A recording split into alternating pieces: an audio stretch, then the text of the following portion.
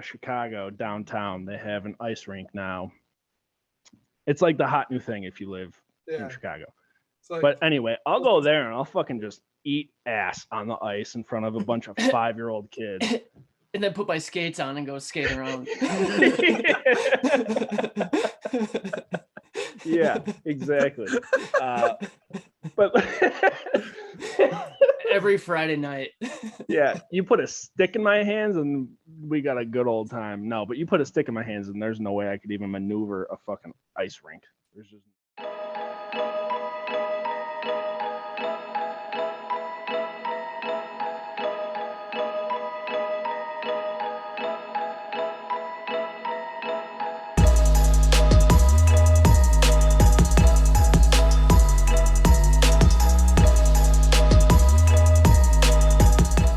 Episode 174, Yinzertainment podcast. We are back. You already know what's up. We are joining the podcast with the boys, the goats of the Pittsburgh podcast world, Zach Smith, Tyler Weeks, around the 412. You already know who they are. What's up, boys?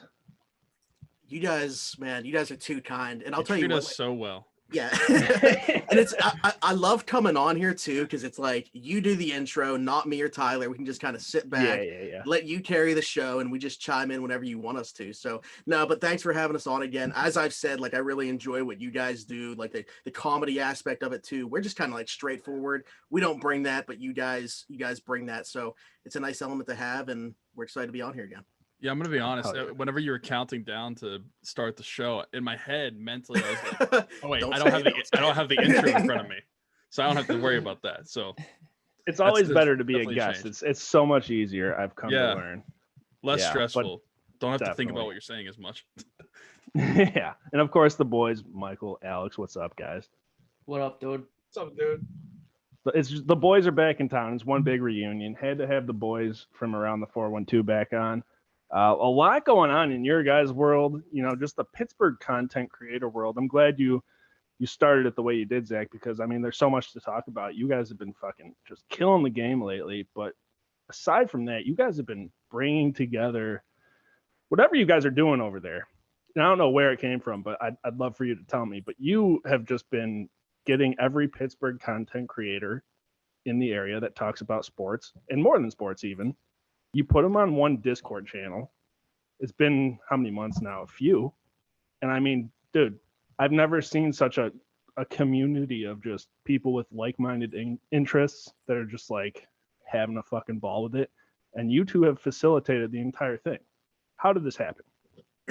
I think it goes back to the grassroots of the podcast and the similar idea, like the whole thing with us when we started the show, the two of us and Herb, like it was all because we couldn't stand the way that Pittsburgh media was. It was all, shock value statements, clickbait, just, like, hey, listen to me. I have the loudest voice. Like it might not be my actual opinion, but hey, I'm getting traffic on my site or I'm getting listens on my podcast, whatever it might be.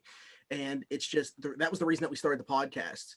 And now as like, we've seen that continue to grow, like where as many people have podcasts that we know, like actually like you guys and other people that we become friends with or blogs, whatever it might be, like YouTube channels, Instagram accounts, just whatever it might be, whatever their content path is, like there's so many people that are getting overlooked because they're not willing to go that route. Like they're genuine. They want to do it their way, not just, the way that they think is going to get them the most clout. And, it was just my way of trying to shed light on that and bringing everybody together. Like, hey, if you guys have the opportunity to collab, like we're collaborating right now, like, these other podcasts have done the same thing. Like, Cody Coleman, who's in there, I mentioned the Yinzer Crazy show. He just had Mike from Yinzer Crazy on there. Like those two guys didn't know who each other were until that Discord channel was started. And it's just, it's a cool way to bring people together and just, like I said, shed a light on some of the people that are doing really cool things in Pittsburgh. Well, I'll tell you what, the fact that we're a part of it is fucking awesome. So thank you first and foremost. But absolutely. I mean, dude, yeah. the way it's going so far, I mean, I think it's, in the podcast world, just in general, usually what you find is people helping other people. It's not so much a competition. Like, there's some great fucking talented people in that Discord server that have a podcast, that have, a huge following, what have you. And that's awesome that we all just fucking We can all just sit there and be like, hey man, I'll help you out. You help me out. Let's just talk fucking Pittsburgh sports. That's what it's about. Yeah, and I want to say Beautiful, too, really. like one of the things that the foundation of it was, listen, I don't care how many likes, listens, views, whatever you're getting on your show or your articles, you're not better than anybody else that's in here. Like, we're all coming together for one thing, all trying to be like this new wave, this new way of getting people content that, you know, like I said, it gets away from the traditional media. Like Tyler and I talk about it all the time. We strive to be the complete opposite of what's going on in Pittsburgh right now. Yeah. And that's why we have like the niche following that we do, and we enjoy it. But like, yeah, I think that was the biggest thing, was just like trying to instill in people's minds, like big or small, we all have a common goal, and we all want to help each other achieve those goals. So yeah, we all hate our jobs and we're trying to do something that we enjoy with our lives. That's the fucking common goal. What's crazy to me is that whenever we first started it, we didn't really know many podcasts from Pittsburgh that were talking about sports, or even like writers in general, besides like the big ones that were writing for like DK Sports or The Athletic or whoever. You're talking about the podcast, not the Discord, right? You're talking about when we started the show. Yeah, when we started our show, like back in 2017, we like hardly knew of anybody. But now looking at the Discord and like looking at everybody that we're associated with on Twitter and all these social media platforms, I mean, there's so many people that are all doing like the same things that we are, and they're just striving to do the same thing, putting out their content, their 2 cents on everything, and it's amazing to see, honestly. It's just funny to see how far, because like I think we started in 2017 too. McGrory, you probably know better than I would. A quick Twitter search would confirm that. Yeah, exactly. I mean, dude, we started this thing. Michael came to me and was October like, dude, 2017. Yeah, I started a Pittsburgh sports Twitter page. And I was like, dude, that's sweet.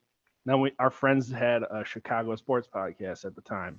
We did one podcast with them, and I was like, this is fucking awesome. We should just do this. Dude. And literally the reason that I came up with the idea, just like you said, Zach, is I'm sick of listening to these old dudes just talk shit about Pittsburgh sports. Yep. Like, I want to hear something good and something I can tune into. Right. Something you can relate to. That's not a scripted show with no swears. I don't want to listen to your show if you're not going to be real and fucking drop some F-bombs and tell the guy to go fist himself and shit. Like, you know, I want to hear. You know, or have a bad take, you know. Yeah, or have a shitty take like we've had for the past 3 years. I don't know. You tell me. On 4. I think that's what makes us, right? Like, it's I don't care what everybody else is saying. I'm going off of what I feel and what I think, right? And not that my opinion matters to everybody else, but like, hey, your opinion does matter, Tapia. Yeah, I love Chris Wormley, right? I feel like he's gonna have a great year. Am I a little biased because he's from Michigan? Maybe. Yeah. Well, we're a little biased too because he's one of the guys that's been on our show. So right, exactly. Biased towards Chris Wormley too. It's a dog. Hey, we've had plenty of bad takes as well. I mean, a month ago, Smitty and I were talking about trading Brian Dumoulin, and now look at that. So. Hey, we've all had our bad takes. To be fair, it was more of let's see how he comes back, because I think everybody can agree after he had the ankle injury last year, he didn't look like the same player, and then he gets hurt again this year. So it's okay if he comes back and still doesn't look like that same guy. Maybe it is time to move on because he does have a contract that expires, fairly soon compared to Marcus Pettersson and other guys on the back end. So yeah, I mean, that's where that take was coming from, but he's been fantastic since returning. He lets Chris Letang be the best version of Chris Letang. So I absolutely love Brian Dumoulin. And Letang has been he's been phenomenal, but nobody talks about it because he had a turnover back in 2018. Right. We should cut him for that. Hey, Juju fumbled that ball in the playoff game, and people still won't let him fucking forget it. So, shit like that happens. But, yeah, going back to, like, what we were saying, it's like,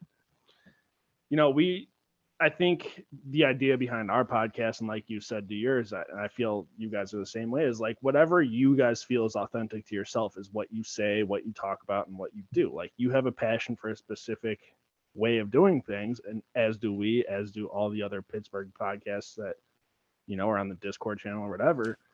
But we can be ourselves and put out what we want.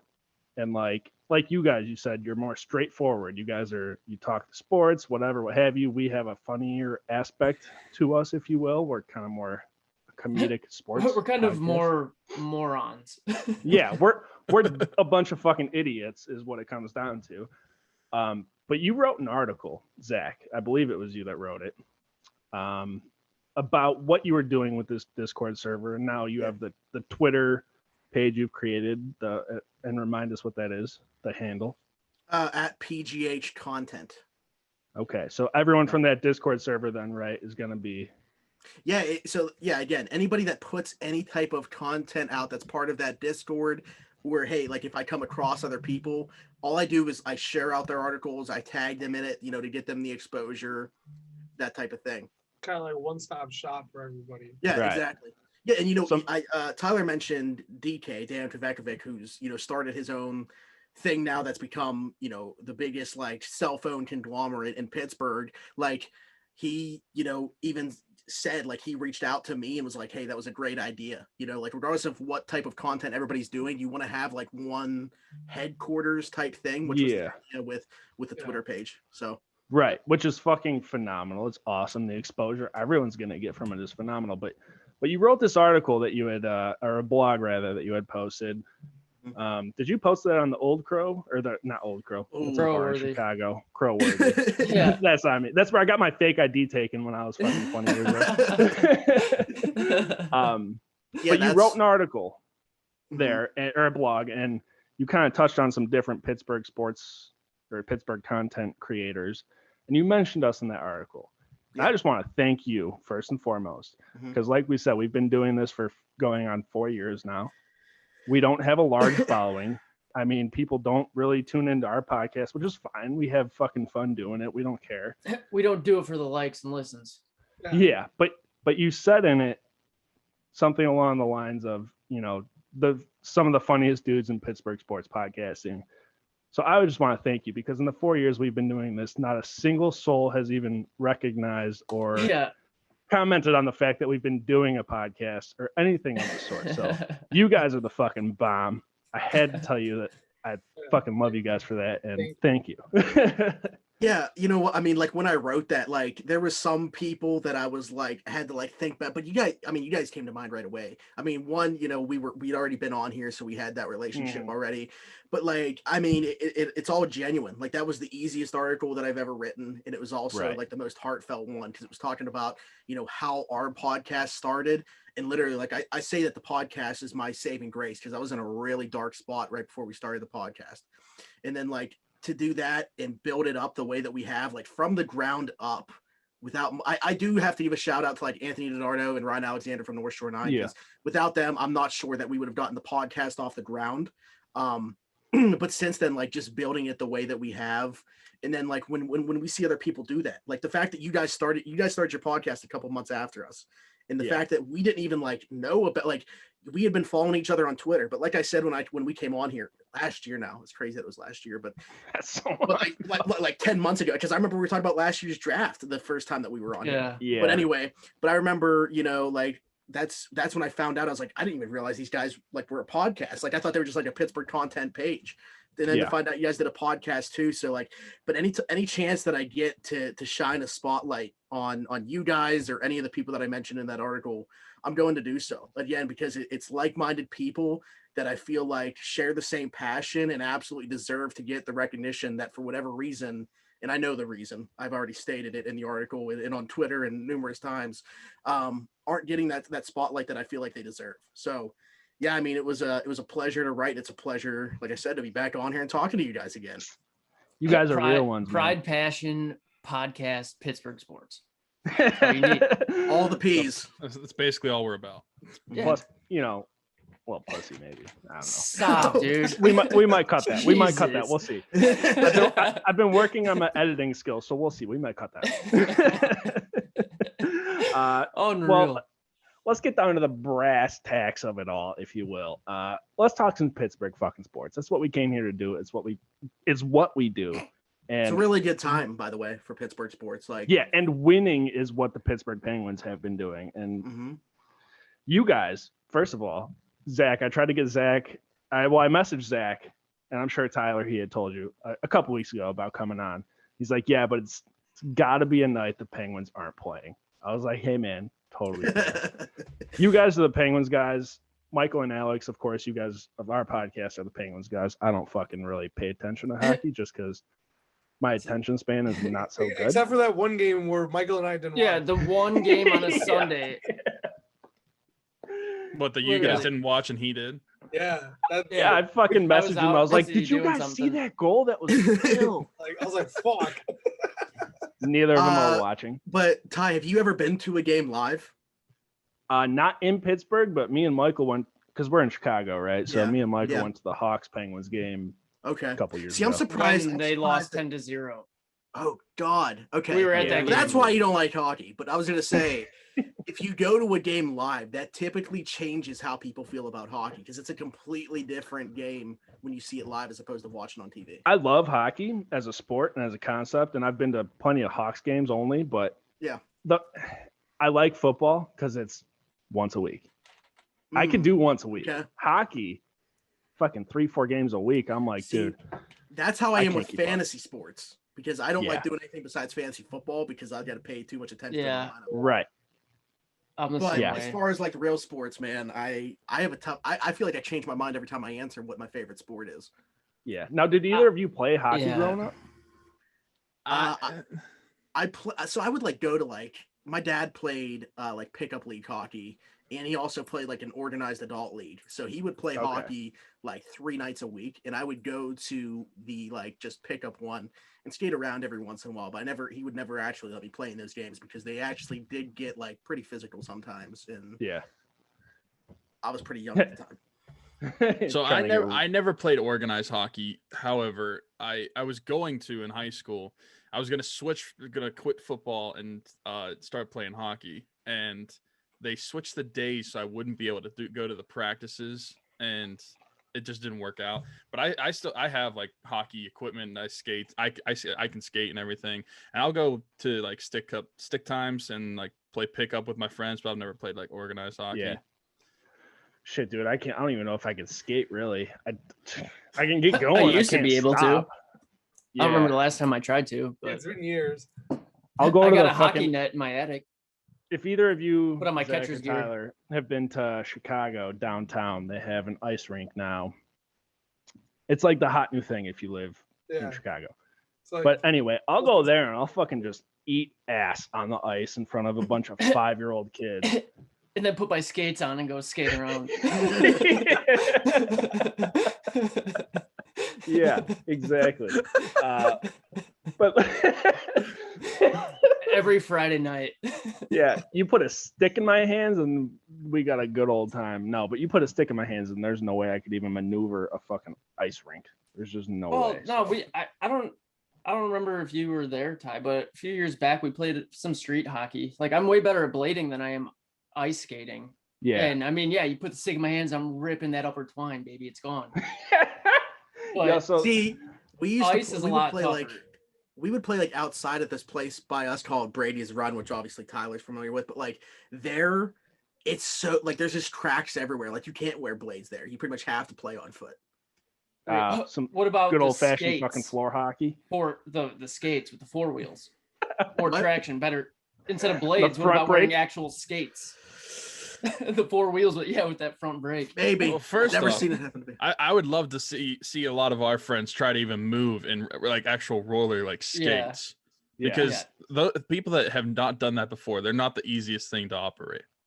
No, they're extremely tough. It's like wearing Yeah. bricks on your feet. Fucking roll right off of the hockey rink to the fucking discotheque, baby. in those But what's funny days. actually, is mentioning this is gonna sound really weird, but mentioning little kids and ice skating is that Whoa, where's this Who did that? whenever I would say I was like 16 years old, I was at a public skate down at Brady's Run, the place that Smitty just Mhm. talked about.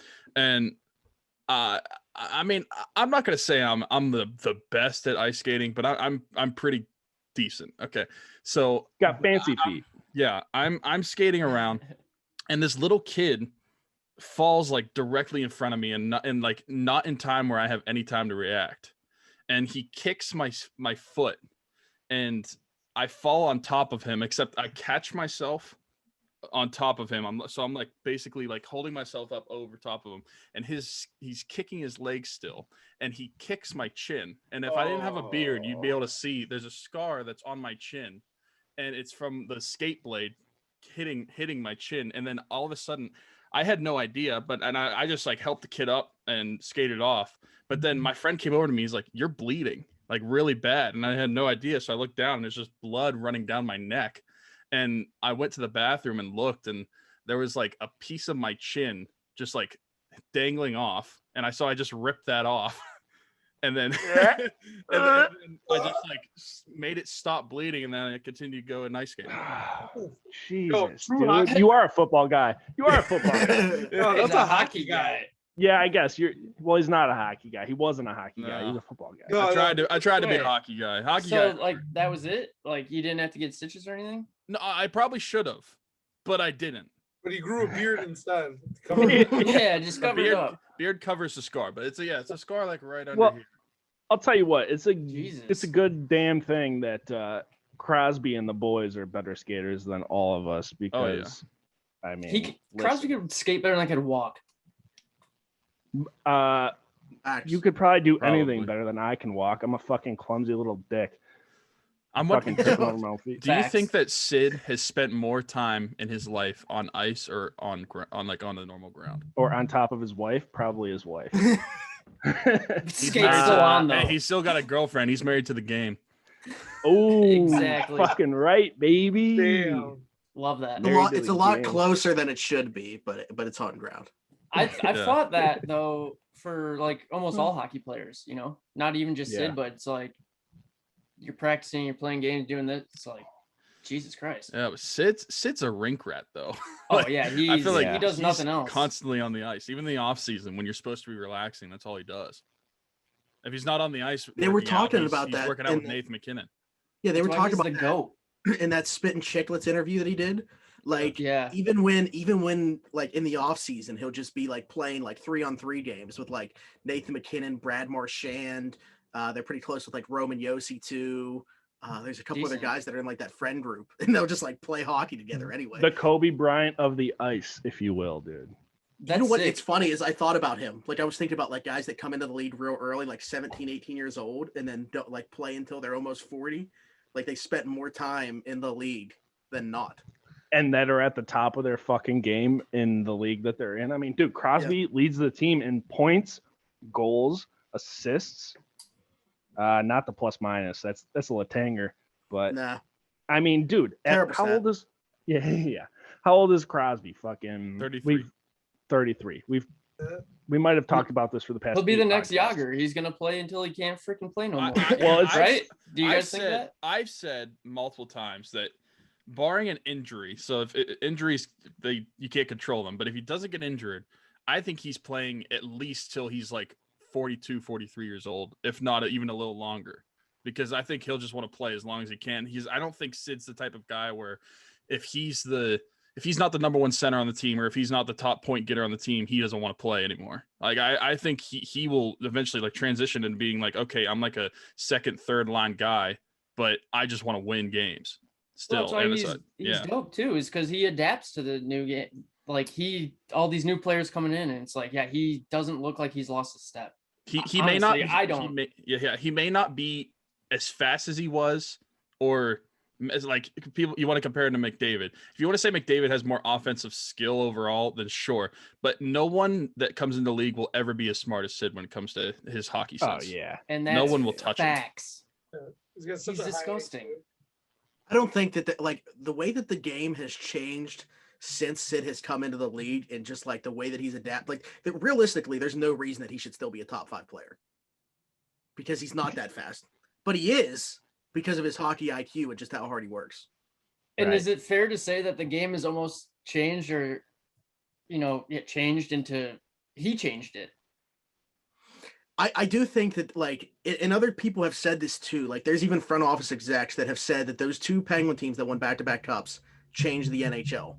Because everybody was trying to get bigger and heavier, like when the Kings won the cups, when the Blackhawks won the cups. They weren't as skilled as those 2 Penguin teams. Those 2 Penguin teams predicated their game on speed, and everybody's like, well, now we got to change up to be centered around defending these guys now, or matching them skill wise and speed wise, as opposed to trying to get bigger. And now I think you're seeing almost a reverse back, at least with the way that a lot of these GMs and coaches talk, where they want to get bigger again. And I hope that doesn't happen.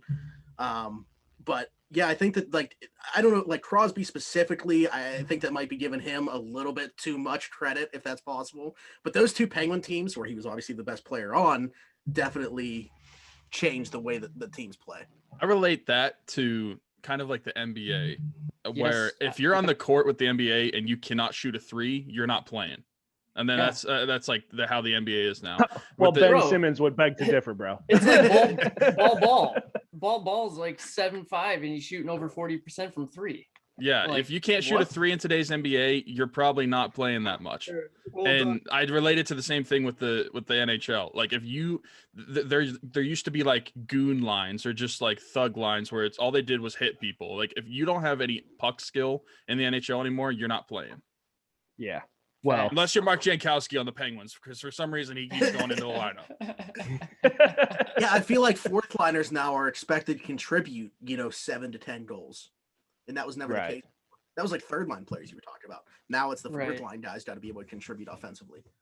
And of course, shut the other team down. It's crazy looking through all like the stats of all, like, because I'm looking to bet on who's going to score the first goal or who's going to score in the game. And it's like, I never get it right because there's so much depth and so many different line scoring. It's insane. And defensemen can score too.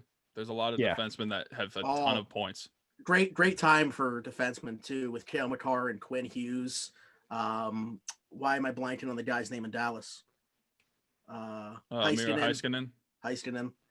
Yeah, I mean, these young defensemen are so good offensively. They're the best skaters, in my opinion, in the league. They don't have the same speed as Connor McDavid, but the way that they can skate at the blue line. Even Letang shows it sometimes too. He's not as young as those guys, but he's still one of the better skaters.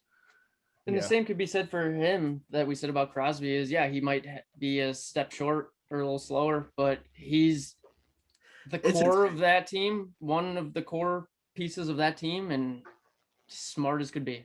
If there's anybody that has close to the same work ethic as Crosby, it's Chris Letang. Like the fact that dude is in his 30s now and still playing 27, 28 minutes a night. I mean, he's a cardio machine. Dude, I can't even stand on skates for more than fucking 3 minutes without my feet feeling like they're going to fall off. Let alone 28 minutes a night.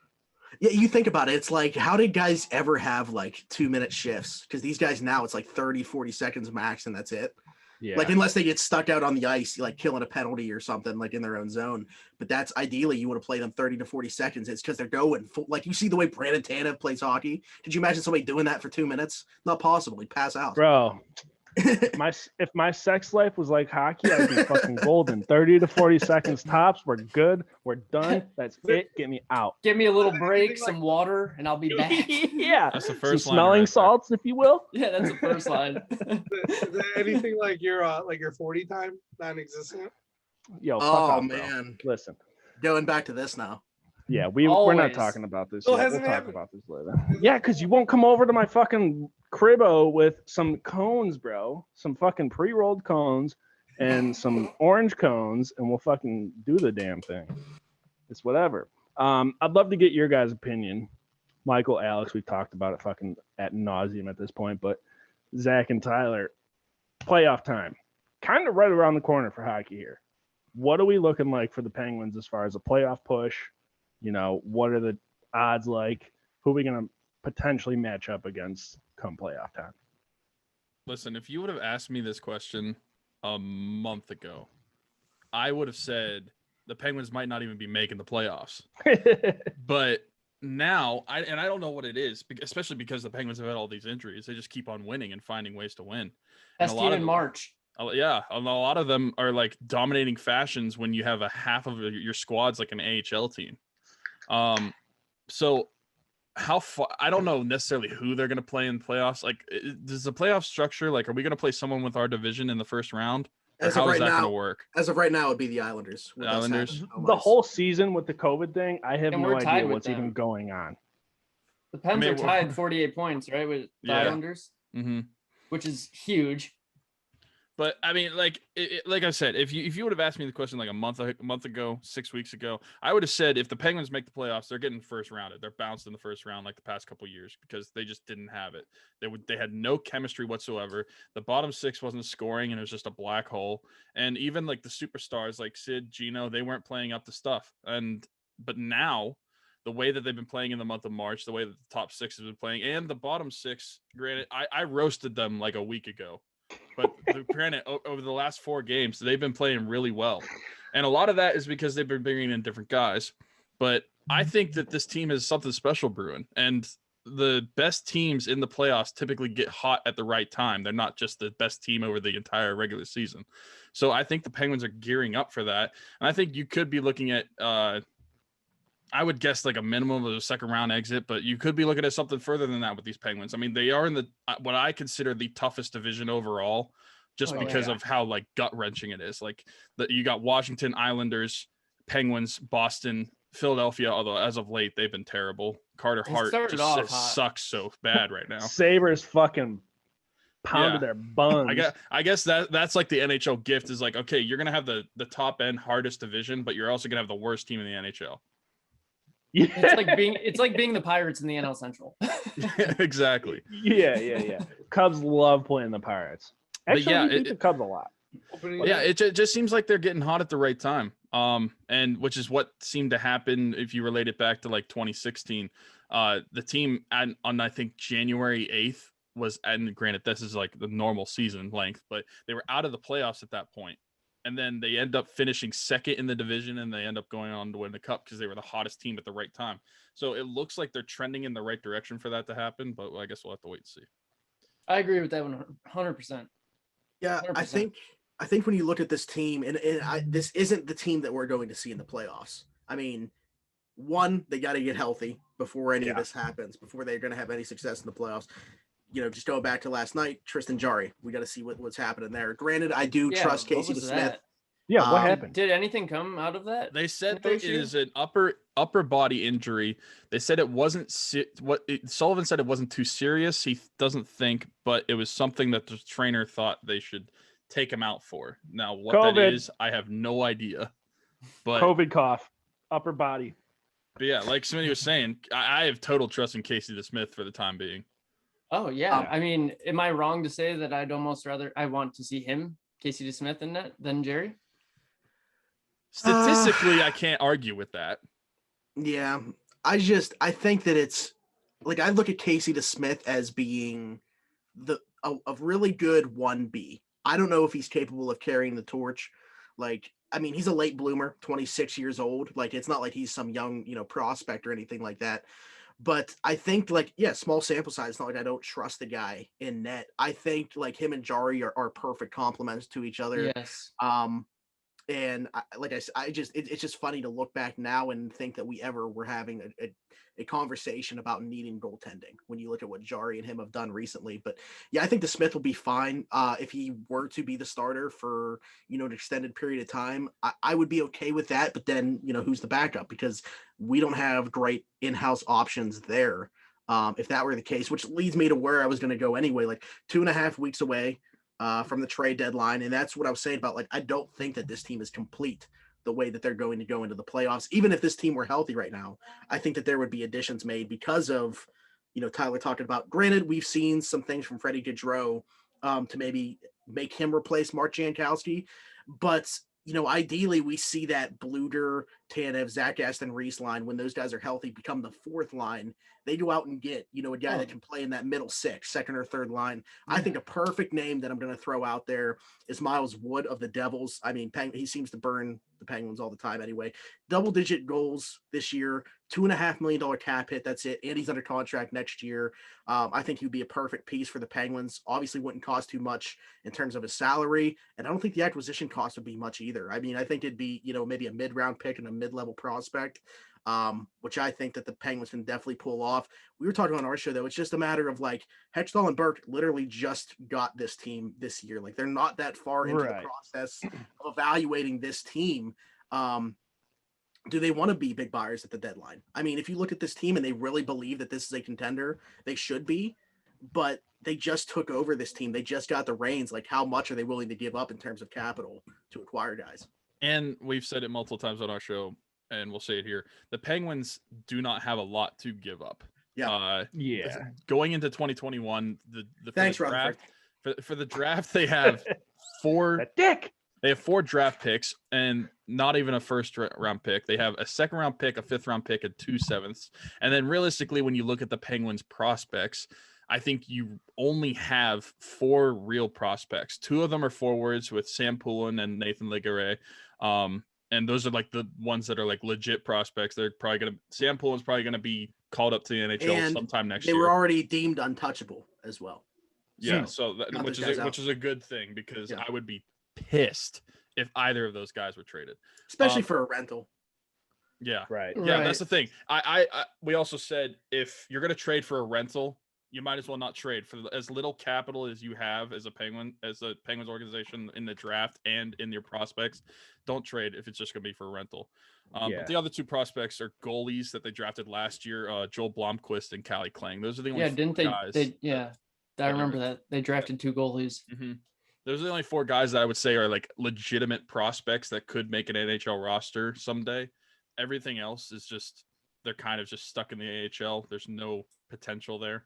So the Penguins don't really have a lot to go off of when it comes to making trades. And you have to work around the salary cap, which is why we've said all season, if they're going to make a trade and they have to add on money, it looks like one of their left side defensemen is going to be traded. And the most likely candidate for that would be Marcus Pettersson. Yeah. Granted, I feel like you're selling pretty low on him right now too, because he has not been very good recently. If you're looking at a weak spot on that defense right now, and granted it's because they've been so good, it's probably Marcus Pettersson right now, because John Marino has found his game again. I mean, he looks phenomenal. I checked Marcus Pettersson's Corsi right now. I think is like 47.9%. Not as bad. I know you're not a hockey guy, so I don't even know if you know what Corsi is. Dude, you're talking French to me right now, bro. It's basically I don't even know. Corsi is basically, so it's how many, while you're on the ice at 5-on-5, how many shot attempts and block shots that your team has versus the other team while you're on the ice. It's like a more in-depth plus and minus. Plus minus, right? Kind of, yeah. It's basically saying like, think of it how good is your team when you are on the ice at 5-on-5? You actually don't even need to know what it is. Just know that 50 is average. Yeah, you don't have to know the definition. Just 50 is average. Anything above 50 is good. Anything below 50 is bad. And Marcus Pettersson's at like a 47.9%, which is all right. good. So fuck that guy. Get him out of here. Exactly. Below average. Yeah, like my penis size is cool. Anyways. I always think about the Penguins though, like making pushes and go and get players for that playoff push. Like the name that always comes to mind is Jerome McGinley. Like, oh man, that one hurt. That year, not as much as Hossa, but that one hurt. And that's the hometown guy. Hossa. No, fuck that guy. He's from Russia. He's not hometown. Fucking idiot. Fuck that guy. This is Russia. The dude lost with the Penguins. He's from Russia. Yeah, he lost with the Red Wings. Then he came, or what was it? Lost with the Penguins, went to the Red Wings, lost against the Penguins. Then he goes to the Blackhawks, and then he wins. And he does win. Yeah, he went to the Cup 3 years in a row. It took 3 tries. That's pretty sick, but he's also an asshole. He was just signing 1-year contracts till he won one. And Michael knows him. He's an asshole. Dude. How are you gonna what are you gonna say whenever you're allergic to hockey jerseys? That's literally why you can't play. I know. Yeah. Oh, dude, I remember that. What the fuck? The most ridiculous thing I've ever heard in my life. What? But no, I do think that that this team is really good. I think that they're like one piece away from being a really complete team, especially because Jared McCann's playing the way that he is and Evan Rodriguez has played the way that he has. Like, if you get one piece for the third line, like assuming that these guys are healthy, we get Gino back for the playoffs, we get Kapanen back, we get Bluger and Tanev back. Like, this is going to be a really good team if they just add one more piece. Yeah. Yeah. Well, like, I mean, if they've been performing at this level with all of these injuries and everything that happened in the first half of the season, like, things are looking nice. Yeah, they got Prime Dumoulin back. John Marino's been, the rookie season John Marino that we had. Chris Letang's back to full form because of having Brian Dumoulin back. I mean, everything other than injuries has gone well for them. That's obviously a huge piece. You need to be healthy. But if they can figure that out, I think that they're in a good spot. And for what it's worth, was March 12th, I bet that the Penguins would win the Stanley Cup. And the odds that I got were plus 2,400. Yeah. If you were to bet right now, they're at plus 2,000. I don't know. Do you? That's way better odds. I don't know. Sounds like they're moving in the right direction. I'm not a math guy, but yeah, I remember but seeing I'm a betting guy. They were like tied with like Winnipeg, and like Minnesota and like Calgary before. Like I was like, what the heck? But now, which is almost disrespectful. Well, yeah. Granted, Minnesota has been pretty good this year. They're still tied with the plus 2,000 odds are Winnipeg, Pittsburgh, Montreal, and Florida. Okay. I think part of that you probably have to take into account like what division each of them are playing in. Yeah, and what it takes to get into the playoff. Because like you compare the East Division what we're in to like the North Division. The North Division. Well, first off, the scoring's so absurd up there. It's like Connor McDavid and Leon Draisaitl are just astronomical numbers because there's no such thing as defense in the North Division. McDavid's going to win the scoring title by probably 10 points. I feel like there's no defense in every game. There's at least 7 goals scored. So bet the over in almost every hammer the North over Division every game. time. Well, in the Penguins, if they were in the North Division, they'd be leading it. Yeah, with that's 48 the thing. points. You see how close that is, though? Like, Tampa has 50 points, and who else has 50 points? Somebody else in the NHL has 50 points. But the Penguins are... Okay, yeah. Washington the Penguins and are Tampa. 2 points. The Penguins are only 2 points behind them, but they're still like in 8th place overall. There's like 8 teams that are within 2 points. So it's crazy. Overall, they are 8th, yeah. They're tied with the Islanders, the Panthers, the Avalanche. That's crazy. Yeah. Crazy. Well, moral of the story is, dude, come playoff time, watch out for them Pens. They're getting hot at the right time, like Tyler said. But I want to transition here quick to some Steelers football. It's kind of funny how it's off season for football, but every fucking week we do a podcast. It's just Steelers football. That's all there is for us to talk about for whatever reason. So we got to talk about it, man. Off season moves, a lot of fucking moving parts here, a lot of things going on. We're signing dudes. We're releasing dudes. We're fucking dudes just their minds. Yeah, dudes are changing their minds on whether they want to even play for the Steelers. That's the weirdest thing I've ever heard. By the way, we were at the Penguin game on Saturday. Yeah, like when the news broke, we were like, I've never heard of this happening. Just someone just changing their mind. I literally didn't know you could.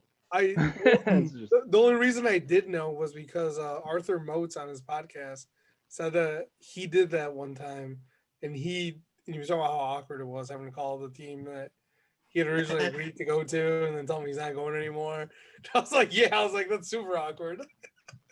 Well, wasn't it because of like a pending COVID test or something? Or he tested positive. He couldn't get to Jacksonville to sign the contract, and then it gave him more time to think about it. He's like, okay, I like my situation in Pittsburgh. So do you think he contracted it on purpose? Maybe he did. Maybe he went to one of those centers where they were giving out vaccines. He's like, listen, I want the exact opposite of this. How do I get me up? Keep me in Pittsburgh. Fuck me up, bro. Who's got it? I want it. I thought that was a for sure deal because didn't he start his career with Jacksonville? Yeah. I thought that there was going to be a homecoming. Like he's just going to finish his time there. He's going to retire, enjoy himself. He probably thought Pittsburgh, now that's a cool city. Jacksonville, now that's a fucking garbage dump. I'll stay in Pittsburgh. Thank you very much. Well, yeah. I think when originally he had agreed to that deal and the numbers came out, everybody was like, why didn't the Steelers offer him the same? Like, it's not like he got a crazy contract to go back to Jacksonville, right? And I think maybe the Steelers either rethink or be like, yo, we could probably keep this guy around for around the same price. And granted, you don't know what he's thinking. He might be thinking like weather-wise, like also Florida, what is it, no state income tax. So you're technically making more money. Right. So, I mean, that's another thing to factor in. I think, he took less in this article. Sorry, Zach, but this says that, Cam Hayward and other defensive line members who persuade him to come back. I think I think to Michael's point, like what he said about like where he started his career and he still has family down there, that was the reason he originally made that decision. But like after sitting back and thinking about it, he was going to go there for $500,000 difference. And granted, like to Alex's point, yeah, that $500,000 plus the income tax obviously plays a factor. But he has 6 kids, all that are of age in school. So like they would be leaving behind all their friends and stuff. You're uplifting a whole family to go back to Jacksonville. It just wasn't in the cards right now. Maybe in a couple years, you know, when he calls it quits. But I think that he just realized this is the perfect situation, at least for right now. He's a family man, and Pittsburgh's his family.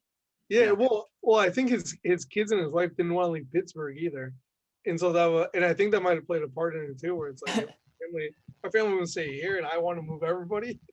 Imagine having a job and your kids say, no, Dad, you can't do that. I want to stay here. Oh, no. That's easy money, dude. Then I'm like, all right, sweet. I'm going to go rent a place for 9 months down in Jacksonville by myself. You guys fucking stay here.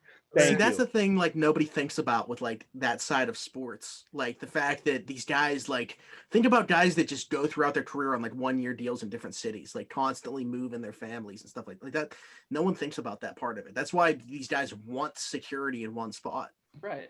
Totally understandable, too. Yeah, I don't think I want to uproot my whole life either. Shit, I would right now. I got nothing to lose. I didn't realize that Tyson was a first-round pick. Yeah, 10th overall, I think. In That's 2010. 10? That's insane. I had no idea. Like he was supposed to be. You can. Really I don't know if you can tell that he's a first-round pick on the field, but I can absolutely tell that he's a huge asset to the team. He plays well. I don't know of too many guys that have had their best career year at the age of 33. So yeah, I don't think that he. Sidney Crosby. I don't think that he's played up to the first round potential, like even in his best year. But yeah, you don't have to with those guys around you. Yeah, I remember when he was coming out, I was like, man, is Jacksonville really taking this guy 10th overall? Like he never had that pedigree to me, and obviously it didn't play out that way, but. Crazy good asset for the Steelers, and that takes away a draft need for us now. I mean, before it was like who's going to play this spot? Not even a spot that he traditionally played, but he stepped in to that defensive tackle role in the first year and was playing at an all-pro level before that knee injury in Baltimore. So he wasn't he one of the highest rated defensive by not rushers, but yeah, he was like, I think he graded. I mean, we're talking about pro football. Do we really want to talk about Pro Football Focus on here? Well, I didn't want to say that. But... Yeah, he graded like 7th or something. Thou that shall not be fucking named around. Listen, here. I don't know if people realize that they literally just came up with their own grading system. Like, if I wanted to, I could just start like my own thing called Smitty Focus. Yeah, Smitty Focus. You should, bro. What are you waiting for? It depends on the numbers you put out, and it's like if you want to I'm play just gonna a give, full game I'm of just gonna clips, give like you just the show worst. the good stuff or show the bad stuff. It's so simple to skew numbers. I'm just gonna give like the worst players in the league the highest grades, and no one's gonna know why. Johnny Manziel, A fucking plus. Think Pro Football Focus when they talk about Ben, I can't stand them. But when they talk about the Steelers, but I'm a BYU fan, so whenever they talk about Zach Wilson, I love them. I honestly like big Jimmer for that fan. What's that? Big Jimmer for that fan. Oh yeah. Yo, Tyler, you'd appreciate this. Not that I want to talk about another podcast on here, but I started producing a Chicago sports podcast with some buddies. We interviewed Jim McMahon, the BYU legend, bro. Yep. Yeah. So Zach Wilson is probably going to break his record as the highest draft pick from BYU, or he's tied for the highest draft pick from BYU with behind Jimmer Fredette, of course. Yeah. Until that picture of Zach Wilson with a gas mask comes out on draft night. Right. Fucking what's dropping? Just like was it Laramie Tunzel? Laramie Tunzel. Yeah. Laramie, quick story for you. Laramie Tunzel, Ole Miss, right? Product. A buddy of ours that we went to high school with, Alex graduated. Fawn Cooper played O-line at Ole Miss for his senior year. He won best lineman in Mississippi. You wore number 74. Just like your boy Michael or. So he played with Tunzel at Ole Miss. Wow. And he, one of our first ever fucking podcasts, we had him on, talk to him about it. And he's like, Laramie Tunzel, before I ever met that dude, he'd never smoked weed once in his life. Once I started hanging out with him, he was fucking smoking gas masks on the reg and shit. And then you So, can just Google his name with a gas mask, and there's a whole page filled with him Yeah. smoking weed. So the dude who is partially responsible for getting Tunsil into the marijuana is And Vaughn Cooper. dropping him by about like 10 picks in the draft in the process. Yes. And no surprise, one guy is still in the NFL, one guy's not. Yeah, Vaughn Cooper drafted to a Not practice in the squad. NFL. A year later, Laramie Tunsil smoking gas masks, still playing. That's all I'm saying. Dude, this one picture looks like he's got. Oh, that's the Mississippi State flag. I was gonna say this picture of him with the gas mask got the Confederate flag in the background, but that's just the Mississippi State flag. Same thing, bro. They're one and the same. It's Mississippi. That's Unbelievable. all there is to it. Let's keep talking linemen though. As far as these offseason moves go, offensive and defensive. Chris Wormley back 2-year extension. Oh, Like baby. Tapia said, that's your dude. He was on the Around the 412 podcast. He's a fucking Pittsburgh guy through So and he's through. our, What's up? he's our dude. He's our dude, my dude, and he's back for two more years, hopefully. We got some other linemen, defensive, fucking not linemen, but the defensive end, Bud Dupree. Of course, we all know he was on the move. He was gone.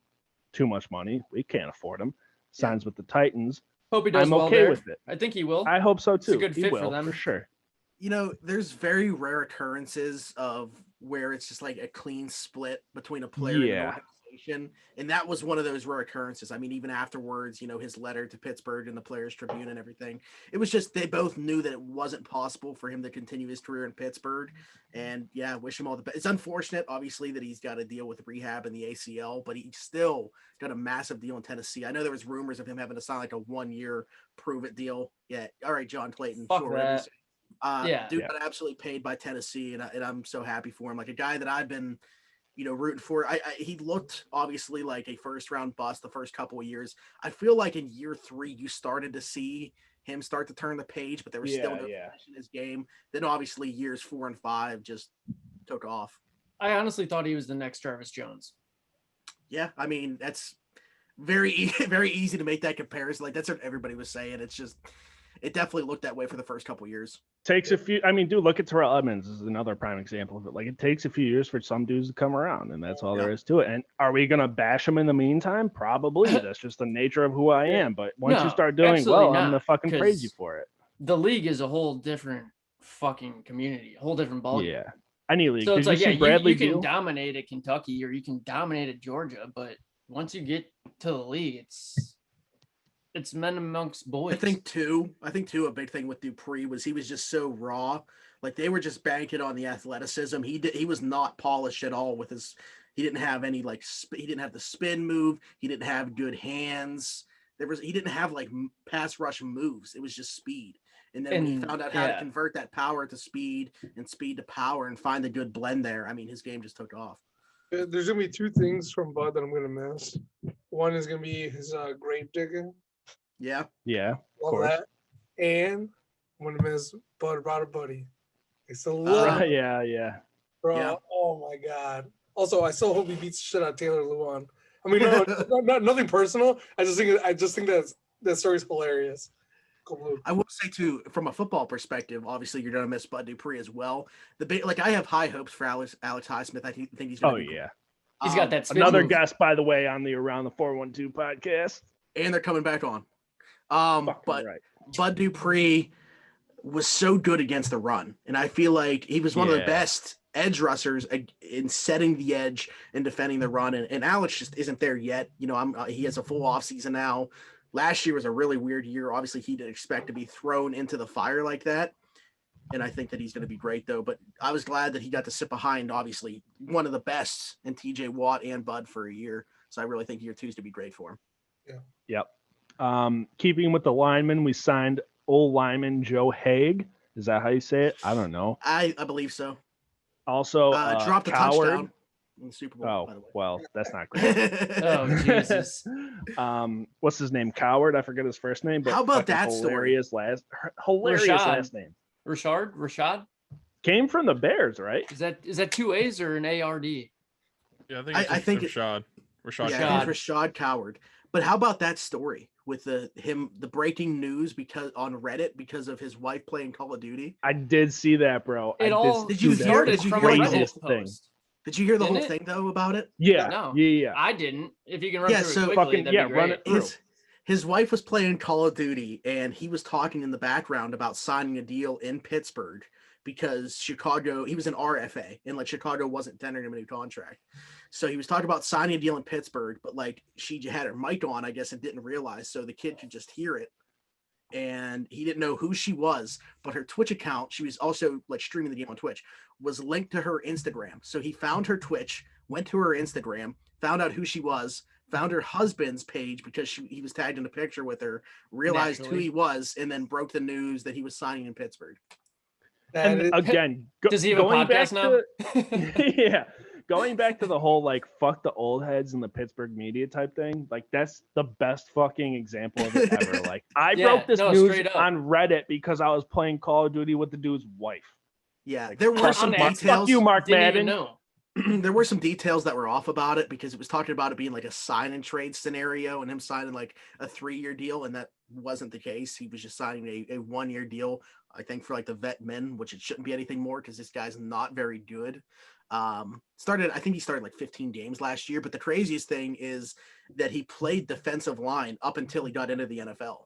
So like the fact that he even started games last year for the Bears like is insane because Well, no, he's if a you know the defensive lineman. Bears, it's not that insane. I know. Yeah. Their offense, that's what I was saying. Like my dad was like, is this guy any good? And I was like, well, he got cut by the Bears who had the worst Hashtag Andy Dalton.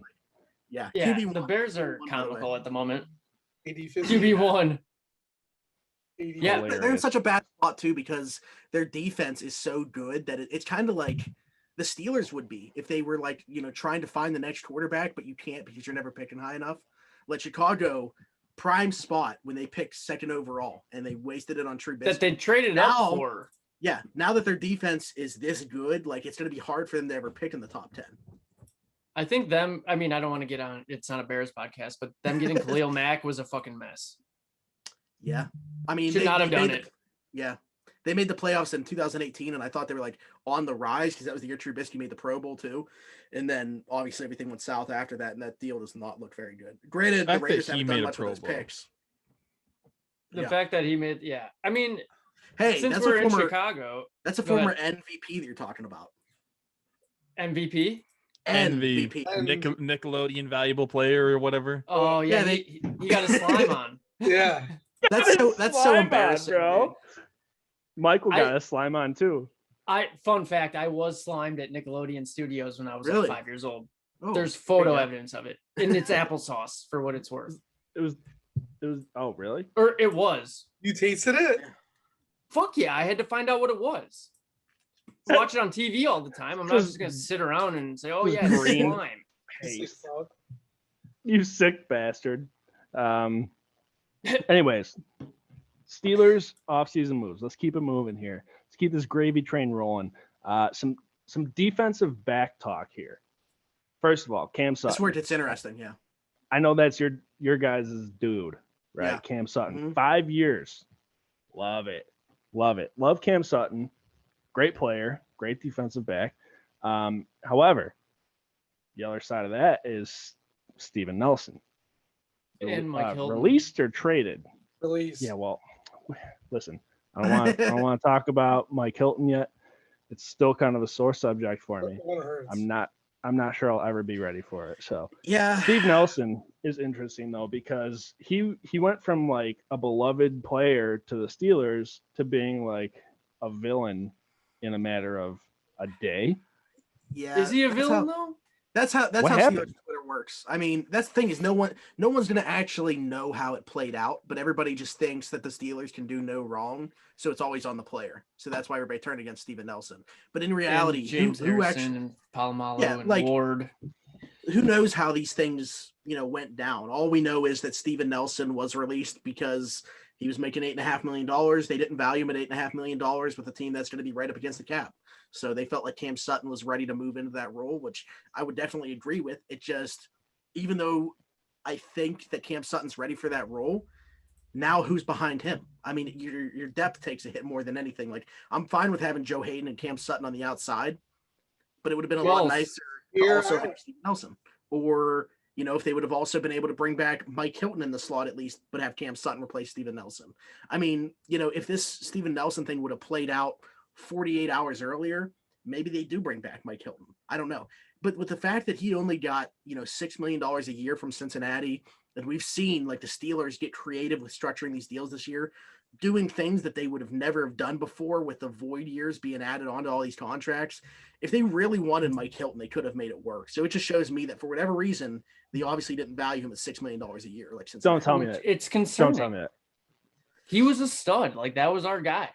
But it makes you think. It makes you think, do they believe more in their system than the player? Like, do they feel like they can go out and get somebody to plug and play so similarly to Mike Hilton that he's not worth that $6 million? I feel like that's such a Steelers thing, right? Like we're not used to the Steelers always re-signing all these guys, right? It's kind of like, hey, thank you for the time you were here.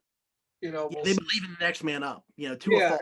you know, it's kind of like a whole system, right? They It's- believe in their draft too. Yeah, look at the way Yeah. Robert Spillane's came in, you know, and like I know they're high on Justin Lane and you know and James Pierre, you know, they're talking highly about them. So like, What I about your think- boy Carlos Davis? I think James Pierre. I think they like James Pierre more than Justin Lane, to be honest with you. I I think agree that's fair. 100%. I think they were, Lane, I feel like rarely saw the Oh, field, and when he did, he was subpar. yeah, he got jumped on the depth chart. I mean, he's pretty much a special teams gunner at this point, which is kind of upsetting because like he's a third round pick in a year Could that have we kept didn't have Johnny a Holton for that. second round pick. Yeah, I mean, like he really hasn't done much for this team. And I I understand he was a converted wide receiver. He only played corner 1 year at Michigan State, so it's obviously going to take some time there. I didn't know that. But- Yeah, Neither yeah, did I. he's- He played football at Michigan State. Yeah, that's the That's- problem, right? Yeah, that's half the problem right there. But Shitty I do school. think that they have high hopes for James Pierre, and I'm not sure where Justin Lane stands right now. But all I do know is, based off what Cam Sutton said yesterday, I don't know if you guys saw that in his exit interview, he was told he's going to have the first crack at playing outside opposite of Joe Hayden. That means that they're still in the market, whether it be in free agency or I think within the first couple rounds of the draft, that they're going to target, you know, a slot defender like in Elijah Molden or Asante Samuel Jr., who has everything that the Steelers want. He has the NFL bloodlines, obviously, and his dad. They were at his combine. They also met with him virtually. They sent the house to his pro day. You know, everything about Asante Samuel Jr. screams Steelers to me. So I wouldn't at all be surprised to see them target a nickel defender early in the draft. But getting back to that point that we were talking about with Mike Hilton, I just think that it's the Steeler way, for better or worse, that they believe in their system over the player, and that's why it didn't seem like they were ever bringing back Mike Hilton. Yeah, true. I want to Which say sucks. quick. Sorry, Ty. No, you're Speaking good. of this, because I just picked him up in Madden. He's Go a me. product of Pitt. His contract is up this year. Would you like to see Avonte Maddox be pursued? He's so weird because I didn't think he was that good in college. I think he's actually been a little bit better in the pros than he was in college. He's the opposite of like an Artie Burns. Like he's stepped his shit up when it's time to be called on. Because I didn't think he was that good either. I just liked him because he was a product of Pitt.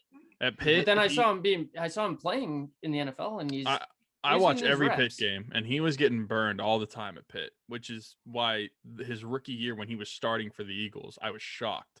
Like, are Yeah. they really that bad that they need him to start, or was he just playing did well? they I see guess, something? I guess That's he was also a playing decent, yes. but yes, well, they are that bad. But yeah, his game that he had in the NFL compared to what it was in college, it's not even similar. Yeah. And I think that was Pitt as a whole, because I mean, except for the last couple of years, Pitt football has not had great defenses under Coach Narduzzi, which is like funny because at Michigan State, that's what he was known for as defensive coordinator. And when he came, he was expecting to turn around this defense, but his thing is to stop the run. And so I think that the secondary at Pitt really got like burned all the time. And that was like the big flaw of that defense. That's why. Watch out this year, similar to Avonte Maddox. I think Harris? the corner to watch in a similar, like a corner that I would be looking at in a similar position as Avonte coming out would be Jason Pinnock coming out of Pitt as well this year in the draft, who probably isn't going to get drafted. If he does, it's going to be very late. But there's a ton of receivers coming out in the ACC that said he was their toughest matchup. And it's like this guy flew under the radar because he's playing at Pitt, where their secondary doesn't get much help. Like they're put on islands out there, and they don't scheme around those guys. So he would be a guy that he's a boundary corner. The Steelers don't need. If you look at what the Steelers have right now on their cornerback depth chart, it's Joe Hayden, it's Cam Sutton, who can play in the slot, but if they're going to let him play outside, then that's that. James Pierre, Justin Lane. The thing that all those guys have in common is they play outside. Right now, we don't have a primary nickel defender, so I think that all signs point to them going that direction within the first, 3 rounds. Well, that's what I was about to say. Is that my ideal is like my ideal is first 3 rounds. I would try to take a corner. So that brings me to my next question for you guys. So that's your round 3 pick potentially as a cornerback. Your first 2 picks in the draft. You're the Steelers GM. What are you doing with those 2 picks, and where do you think the biggest need is? So let me just preface: this is what we're doing, and not what we think the Steelers are going to do. Yeah. Because you guys are big draft guys. You guys are big mock draft guys. I know that for sure. Mock draft Mondays, baby. Unless the Penguins are playing. There you go. So what's it going to be? I think I got your mock draft right here. Yeah, for the first round pick. Is that the one I put out today? Out of Clemson. So that is an article where I'm doing how I think the Steelers would go should the board fall that way. How I think they. I mean, Tyler and I are probably in agreement with that because that's how our mock draft fell also. But it's not what we would do if it were us. Okay, so tell me what you would do think. Then. I got you. Tell me what you would do as the GM. I do not have a specific position that I'm like dead set. Okay, we're drafting this position in the first round. We have to stick to this position, even if the guy that we're hoping for isn't there. Kind of like that's how they got in the Artie Burns situation, where it's like, okay, the guy that we wanted to take was just taken. We're panicking. We want to take that position still. They take Artie Burns too early. So if I'm the GM, I am looking at the board at 24, and I'm looking at quarterback, linebacker, running back, and then I'll throw edge in there as well, just because I think those are like the 4 like biggest needs. And did you say quarterback? Corner. Okay. No, quarterback. Okay. If it's not one of the top 4, throw it out. Yeah, fuck it, right? Okay. Mac Jones, sent him to the moon. I don't care. But I'm looking at those 4 positions, and I'm not including offensive line, which if you would have asked me like a month ago, tackle was my like go-to position. I want to draft a tackle, but just based off of what the Steelers I think they're doing, especially with like bringing Zach Banner back and saying that he's going to be like the left tackle, basically, I just don't think that they're valuing tackle as a position to draft that high anymore. Yeah, they probably never were, and it was just like us fans wanting to do that. So I'm looking at those positions: corner, linebacker, running back, and then I just throw edge in there because it's a position of need because there's nothing behind TJ Watt or Alex Highsmith. And I'm looking at who is the best guy out of those positions and basically drafting best player available based off needs, because I'm not just going to do best player available out of any position. It has to be a need for the team. Right. That's fair. On the left tackle deal, what about Villanueva? Does he get re-signed? Do you want him back? Honestly, no. I don't think no. I I don't think it's worth it. Cool. I don't so think all 5 of us do not want him back. Yeah, I don't think he's that good, and it's not worth signing him. Spain without the S. Yeah, for what he costs, like that. I like that. Yeah. Yeah. No, I mean, we can leave it at that. It's consensual. Yeah, because going into it, I was like, lineman. We need an lineman, but like you said, you sign Banner. You get fucking a couple dudes. Banner can play on the left and right. Yeah, and then maybe you draft one in the draft, but it doesn't have to be your first pick anymore, really. Right. The running back position, that's a little interesting. We don't really know what James Conner is doing at this point. We don't know if he's coming back or if he's Keegan Ballage. What's up? He's walking. He's walking. Kalen Ballage, yeah. I was saying James Conner's he's not going to be back. Right, that's the assumption, right? So now you need a running back. A lot of people are high on Najee Harris at 24. I don't know if I love that with our first pick. I don't like when everybody thinks we need this one player like that. See? I don't even know if he's going to be at 24, honestly. Exactly, right. So I like Tyler's thought process. You think he'll be there at 24? I think he'll be there at 24, and I do think that there's a very realistic possibility the Steelers are going to take him. If you were asking me right now to pick my top 3 players that are going to be. No, we are number asking 24. you. Yeah. It's going to be. Please. It's Travis Etienne. Okay. It is Creed Humphrey. Okay. And I'll throw in, and this is kind of a wild card, but I'm just going based off the fact that they've met with him twice and have a third meeting scheduled already. Trevon Moehrig, a safety out of TCU. But the thing is, he's a safety, but the expectation is he'll play a lot of nickel. So like he could still be that slot player for us. We To replace Mike. Looks. Yeah. But I'm along with Tyler though in the BPA, but not just a straight BPA. Like it has to be a position of need.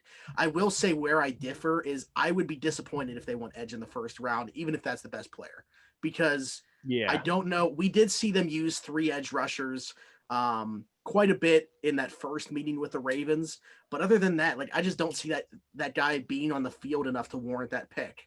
And if he is on the field, that means he's on the field because Watt or Highsmith isn't. And I don't see that as an ideal scenario either. So I think that they need to get guys that are going to be immediate impact starters. They need at least 2 guys from this draft to be immediate starters. That's the thing. And I think you look at the way that the Steelers constructed their free agency, and they brought BJ Finney back to maybe compete for a center spot, guard spot as well. I think he's more just a depth there. And the fact that the only running back they've added is Caleb Balaj, and he just, I mean, to me, he helps in like the 3rd or 4th and short areas. That is one spot where he was actually better than what the Steelers averaged last year. He might make the roster. He might not. He doesn't change their draft plans, though. I think that there's absolutely no question that one of Najee Harris or Travis Etienne are going to be a Pittsburgh Steeler. And I think that people just need, I'm not even a fan of that, to be honest with you. I do not like the idea of going running back in the first round, especially when we have, lack of depth. But I mean, nobody's really talking about tight end. It's Eric Ebron, then it's nothing. And Eric Ebron's only under contract for next year. But he just reworked his contract, right? Yeah. But like no additional years were added to it. It's still just him under contract next year. There's nothing really behind Spillane and Bush at linebacker. Unfortunately, like our guy Ulysses Gilbert, he just can't stay healthy. Marcus Allen, he's a converted safety. He brings you nothing. I mean, he gets bullied in the run game. He's okay in coverage, but he's never asked to actually do it. Cornerback, like they have too many needs, in my opinion. Like running back in the first round is such a luxury pick. That's why a team like the Chiefs could do it last year. I'm not going to be disappointed. I'd be much more disappointed if they went edge as opposed to running back. I think it's a foregone conclusion with them sending the house to Clemson, all the looks that they've given Najee Harris, that one of those 2 guys is going to be a Pittsburgh Steeler. And it's kind of funny, in years past, it's always been, we need the offensive help. Our defense is pretty good. We don't necessarily need the picks on the defensive end, whereas this year it's flipped a little bit. The offense, aside from the running back position, which you still have Benny Snell, who's kind of proven himself a little bit. You have Anthony McFarland, who's still young enough to where you can give him a chance to kind of compete for a spot. I think too, when you talk about him with Matt Canada, I mean, as the offensive coordinator, that's his guy going back to Maryland. I think that's a good fit. I think he'll be able to use him better than Randy Fichtner was able to. And I think last year, like I think you saw some flashes from McFarland. I just think that he wasn't processing things, and all that stuff will come, in year 2 and with more time and more reps. So I still think he's a guy that can contribute to this team, but I don't look at anybody on this team and say they can be the feature back. And I think that the Steelers, especially with Art Rooney 2 statements about like, it's unacceptable that they were 32nd in the league in rushing. Mm-hmm. Like there's no doubt in my mind that running back and I would say center are the 2 positions. So if you were asking me right now, first 3 rounds, going back to your original question, I would say running back first round, center second round. And then the 3rd round, I think that's where they could flop those 2. Maybe they go second round, a nickel defender, and then hope like Josh Myers or Quinn Miners, one of those 2's there in the 3rd round. But in my opinion, those are the 3 spots that they'll go. Are you guys pro or anti fullback? What's funny is Matt Canada actually uses fullback quite a bit. Going back to at Pitt with George Aston, they had a really good fullback. LSU, he had a good fullback there. Maryland, they had a good fullback there. Like they actually incorporate them. I think that they have a time and place. I don't think that they should see as many snaps as like Kyle Juszczyk gets with San Francisco or the money that he got paid there.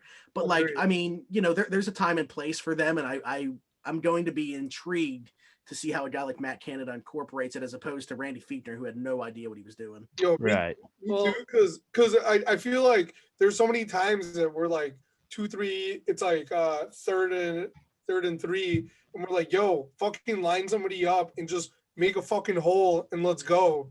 Like, right, just little pound for pound. Yeah, it's literally an extra blocker in the back. Yeah, like Yeah. I mean, But and if they you're gonna ran a play- bunch of 2 tight end sets, right? yeah. That's yeah, Vance had typically around somewhere between 30 to 50% of snaps most weeks. Yeah. and so. I mean, again, I'm not sure if you, Tyler and Zach, are aware, but I base a lot of my knowledge on Madden because it's a simulation of the legitimate game. And I run a lot of 2 tight end sets, but with that, I've got a full backfield. So you can do so much with that. Yeah, and I Straight think up, like I don't have to explain that because you guys are smart gentlemen. But if you were looking at my mock draft that I wrote earlier, I gave them, so in the first 3 rounds, that's the direction I actually took a tackle in round 3. Wasn't the value there. The tight end, Tommy Tremble out of Notre Dame. Yeah. I think his best football is ahead of him. Like, you look at what he is right now, he's going to be the best blocker, obviously, because even though Eric Ebron, solid pass catcher at the position, he But gives that's you Vance. nothing. That's gives you replacing nothing. Vance. Yeah, and I think he's an upgrade on Vance. I mean, I think that what you saw in Vance and like when he first came over 2018 was probably his best year in Pittsburgh. Conti, Earth's crust. Yeah, I think that like Tommy Tremble is an upgraded version on what we thought Vance was going to be. I think that he's very close to being a complete player. If he can improve his route running just a little bit, I think you're looking at a guy that has the potential to be a top half of the league tight end. And they don't have an answer, like I said, a tight end. Behind Ebron, the cabinet's bare, and that means there's nothing there going into 2022. Kevin Raydare and Zach Gentry. In my thing, I was gonna say, I don't know how they haven't made. That's your article. I don't know how they haven't made Zach Gentry into just a blocking tight end, right? The guy's 6'8", 265. Fucking right? put him at left tackle. Dude, is what I'm saying. I mean, go for it. Jesus, the dude's massive. Yeah, he's huge. Maybe he sees the same trajectory as like an Alejandro Villanueva, who was a converted wide receiver tight end and was too big, so they made him a left tackle. I mean, straight up. I mean, do something. But yeah, I mean, I think that the Steelers, we obviously don't know. They could, I mean, they're known for throwing curveballs at people and doing wild things on draft night that nobody expects. But what I think when you look at their free agency, and you look at the way that they've, added some depth to the offensive line and stuff, yet the only running back they added was Kalen Ballage, who we know they don't plan to have as their feature back. It spells one of Najee Harris or Travis Etienne to me. And to go with that, honestly, whether it's my Madden talking or not, you need, like, I think in order to win, you need, if you're not going to be a crazy passing team with a phenomenal defense, you need to have a running back. Like, if your offensive line, especially when your quarterback's almost 40 and has the fastest release time in the NFL because he doesn't have any fucking time to drop back. Yeah. Like, and it's cool when you have good receivers. To this back, like the back will be able to read the holes, right? So it's like if your linemen are a 90 overall, that's great, but not if you have a 70 overall back. If you've got an average line who's going to do their deal and do what they can, that back that's elusive and quick and can get out of these tackles, like that's a perfect hole. Like I truly think that you needed a stud running back. First and foremost, I'll show you a perfect hole. Secondly, it's one thing, when you have like the Chiefs, it's Patrick Mahomes and then the receiving core that's not even that great necessarily. And then you have just running backs and Hilaire, which he did. Yeah, the Chiefs receiving core is not that great. I mean, shit, Fucking dude. That's Sammy Watkins on their roster. He's not even that fucking good. It's Patrick Mahomes. He's so reliable. He's got experience. That's not the point. Not the point. The point Your is we have a point's 40-year-old quarterback, like Zach said. We have 30-second run game in the NFL, and we have a great receiving core, sure, in Juju, who just signed an extension with the Steelers. Fuck you, Mark Madden, and all the haters out there, by the way. Turn down higher offers. It's whatever. It's not a big deal. Claypool, when he's not getting in bar fights, a great receiver option. Fucking James Washington. Whatever he's doing out there. James They're Washington. all doing great, but the running backs are not. When you have and a 40-year-old quarterback, just the line. When you have a 40-year-old quarterback, you also need a run game, and that's just a matter of the fact. And everyone knows Ben's going to throw it. He's a fucking gunslinger. He slings the pigskin since 60 deep balls a game. Yeah. Like, it's That's no ridiculous. fucking different. Like, Here's you need to how I'm looking establish at a run this. game. Here's how I'm looking at this, and here's how I think the Steelers are going to look at it. In the first and second rounds, they have the ability to get a top 2 player at both the running back and center position.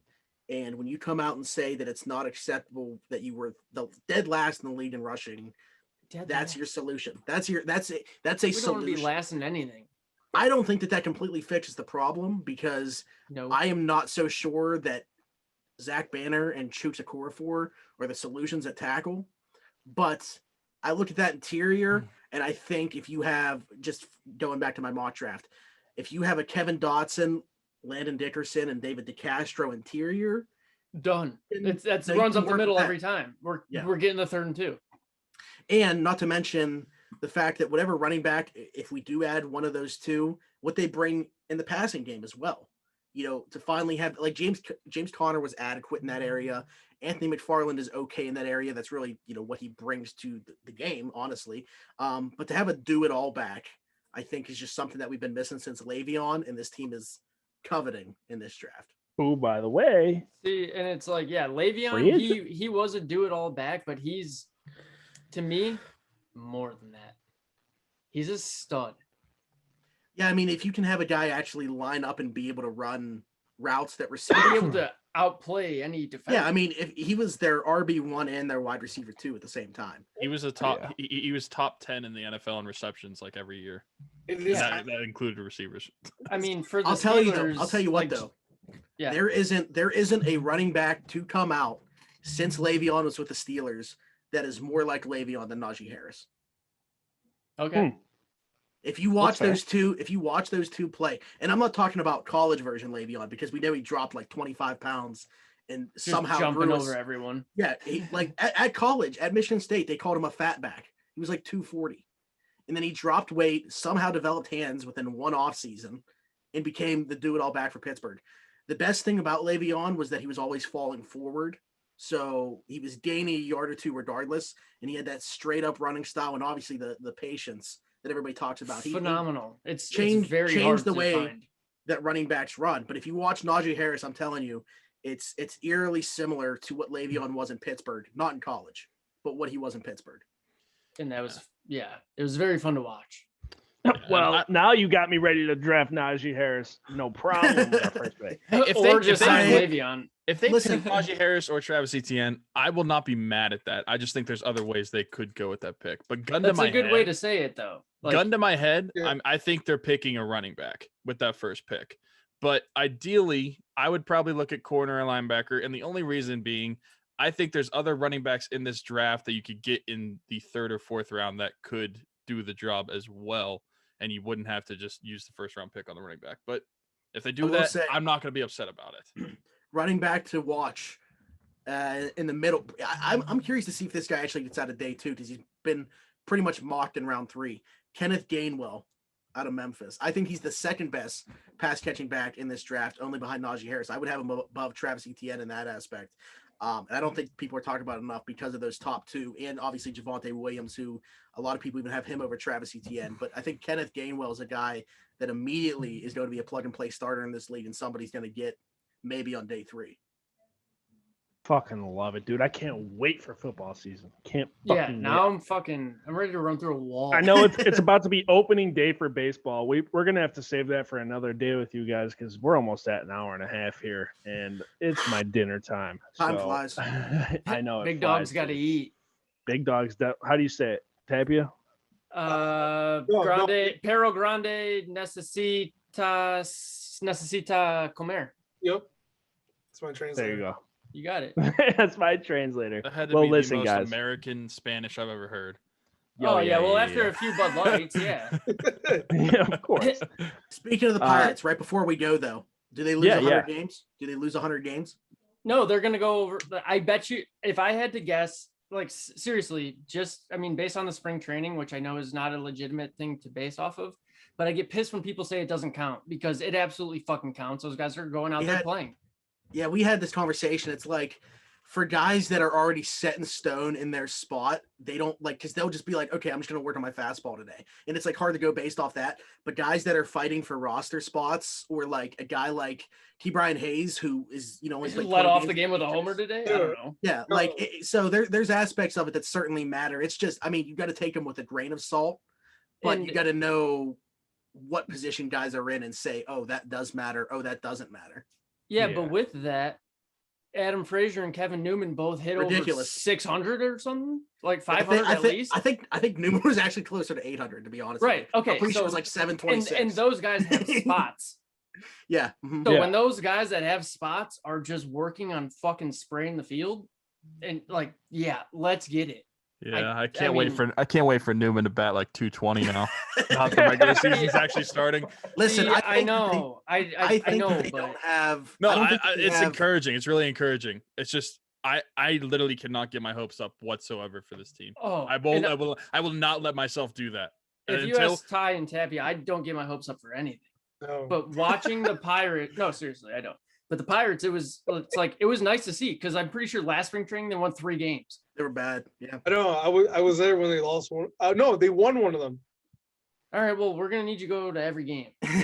I think I'm expecting the Pirates to be able to actually hit a little bit this year. I don't think that the lineup's going to be all that bad. I think they'll be better than last year, because you'll see Brian Reynolds get back closer to his first year form as opposed to last year. But I think that they'll actually be a little bit better defensively too. I think it's the pitching. I don't pitching. Well, they shipped it all away. Yeah, always comes down to the pitching. So I think that they'll be right around 100 losses. There's only like 150 teams that have lost 100 games all time, but I think the Pirates will be right there. And the Pirates have been 25. In the past 25 years. One last Pirates thing before we end. If I don't know how much you guys have looked into this or are into the MLB draft or anything. If you are the Pirates and you have the first pick in the draft right now, are you picking Jack Leiter or Kumar Rocker? Leiter. I've seen so many fucking highlights of this Jack Leiter, and his dad's a goat of all goats as far as pitching goes. But he was a Cub and he was average. I want to see Kumar just rock the shit out of PNC. Yeah. I think fucking that Harold dude looks like too. he could hit bombs at the plate too. Yeah, Carlos Zambrano shit, bro. That's what I'm saying. Give me that energy.